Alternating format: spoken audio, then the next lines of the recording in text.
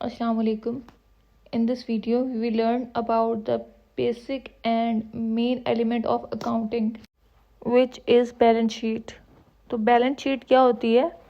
ये एक शीट होती है जिसके अंदर आपकी समरी होती है, आपके फाइनेंशियल बैलेंस, जो भी आपका बिजनेस है, वो इंडिविजुअल बिजनेस है या आप पार्टनरशिप कर रहे हैं या आपकी ऑर्गेनाइजेशन है, उसमें आपके फाइनेंशियल बैलेंस की समरी को हम बैलेंस शीट कहते हैं। आपका कोई भी बिजनेस टाइप हो, एज आई ऑलरेडी सेड, आपका सोल प्रोप्राइटरशिप हो, आपकी पार्टनरशिप हो, आपकी कोई फर्म हो, आपकी कोई कॉरपोरेशन हो, आपकी प्राइवेट लिमिटेड कंपनी हो, पब्लिक लिमिटेड कंपनी हो, या गवर्नमेंट की profitable company, non profitable entity, कुछ भी हो, उसका जो फाइनेंशियल बैलेंस होगा ना, उसकी समरी को बैलेंस शीट कहते हैं। बैलेंस शीट ये होती है कि आपके एसेट्स जो होते हैं ना, वो मस्ट लाइबिलिटीज़ के इक्वल होने चाहिए। I hope this picture will be clear to you, but may be थोड़ी सी ब्लर हो क्योंकि मुझे यहाँ पे अब ब्लर नज़र आ रही है। एनीवेज, जो आपका बैलेंस शीट का बैलेंस है ना, वो always would be equal to asset equals to liabilities. अगर थोड़ा सा भी डिफरेंस आता है, -0.0 एनीथिंग एल्स, तो इसका मतलब है कि आपकी बैलेंस शीट ठीक नहीं बनी।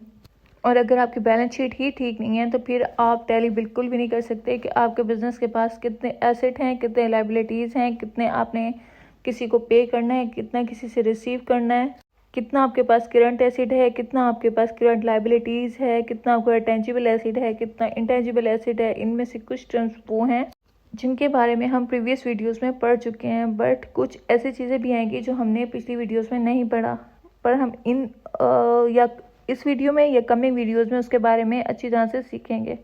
But here on this point जो चीज़ इंपॉर्टेंट है, विच इज़ कि आपके पास बेसिक कंसेप्ट आ जाए कि बैलेंस शीट होती क्या है। A balance sheet is must be equal to asset equals to liabilities. अगर हम हर चीज़ को छोड़ के सिर्फ इस चीज़ पे कंसेप्ट पे क्लियर करें अपना, तो it would be easy to understand.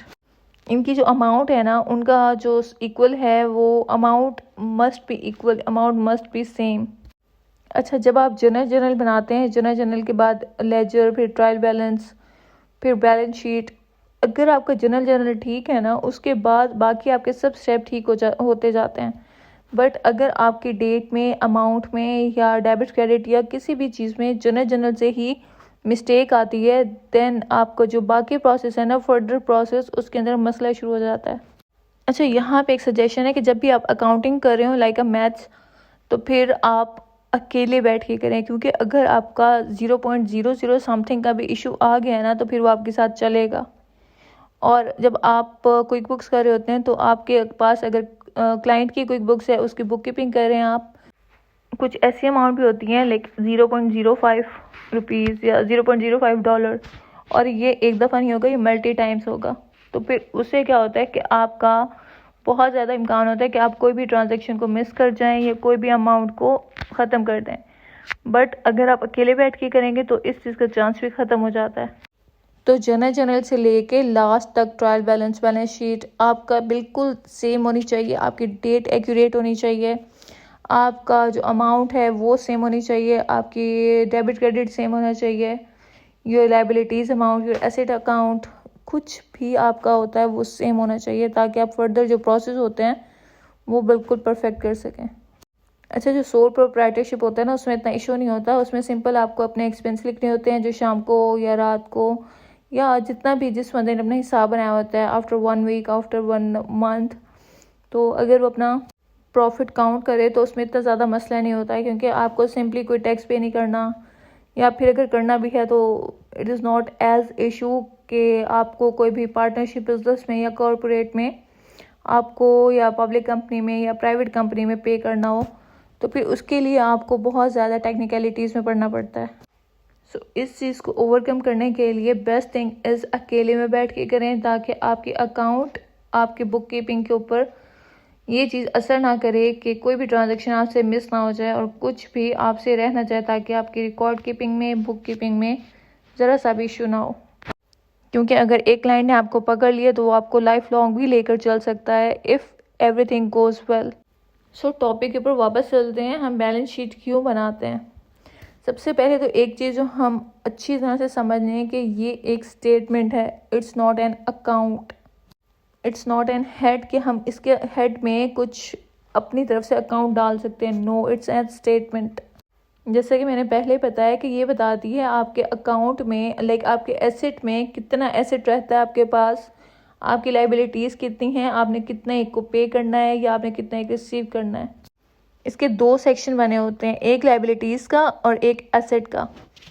तो अगर हम चलें एसेट की तरफ, पहले तो एसेट की काइंड हमने पढ़ चुके हैं पहले भी, करंट एसेट और non current asset. I think previous videos में हमने इसके बारे में पढ़ा है, बट अगर नहीं भी पढ़ा तो फिर भी मैं आपको बता दूं कि करंट एसेट और नॉन करंट एसेट।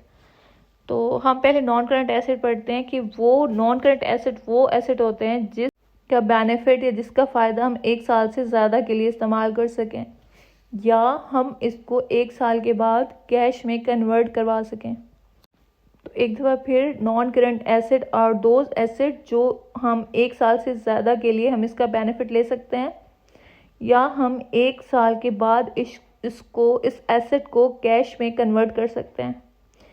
सपोज करते हैं हमने एक लैंड परचेज़ की है, या हमने एक लैपटॉप परचेज़ किया है, या हमने एक बिल्डिंग या हमने एक व्हीकल परचेज़ किया है जो 1 साल से ज़्यादा के लिए हमें बेनिफिशियल लग रही है कि भाई जो लैंड है या कोई मशीनरी है या कार है या इवन लैपटॉप है, तो वो 1 साल से ज़्यादा के लिए हमारे पास चलेगा। तो it would be treated as non current asset.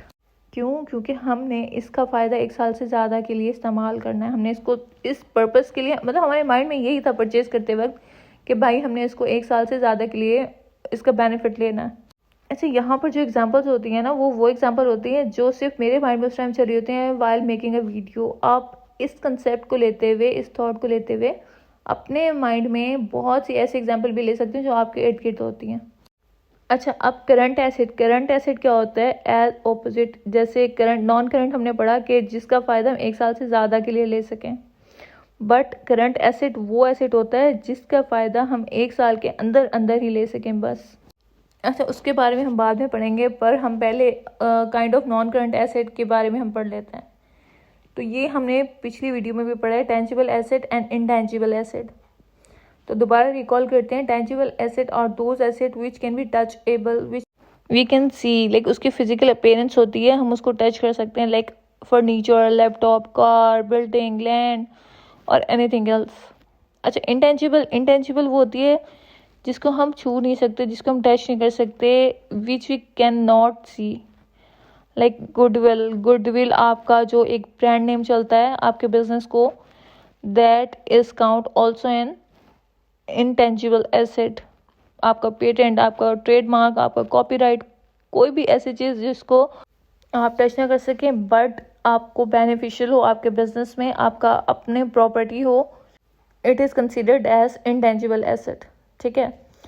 सो अब हम करंट एसेट की बात करते हैं। करंट एसेट जिसके बारे में आपको कुछ ना कुछ आइडिया हो गया होगा, क्योंकि करंट एसेट और दोज एसेट जिसका बेनिफिट हम 1 साल से कम में ले सकें, लाइक 1 साल के अंदर या 1 साल से कम अरसे में ले सकें, जिसका फ़ायदा हम 1 साल से कम अरसे में ले सकें, उसको हम करंट एसेट बोलते हैं।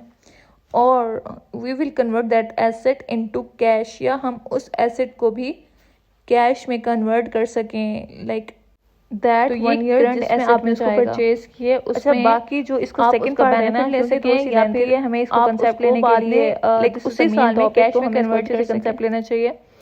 तो अभी तो मैं इसको बेसिक बता रही हूँ, लाइक इसके अंदर कौन कौन से इस बैलेंस शीट के हेड में क्या क्या चीज़ हमें चाहिए होती है, बट एसेट और लाइबिलिटीज़ के हेड में, लाइक एसेट का हेड, फिर उसके बाद उसकी काइंड्स, फिर लाइबिलिटीज़ का हेड, फिर उसके अंदर उसकी काइंड्स। अभी हम उनकी काइंड्स के बारे में पढ़ रहे हैं, फिर उसके बाद हम ब्रीफली इसको डिफाइन करेंगे कि भाई आपकी कोई बुक्स में या फिर आपके एग्जामिनेशन पर्पज़ के अकॉर्डिंग बैलेंस शीट क्या होती है और हमें इसको किस तरह से ट्रीट करना है।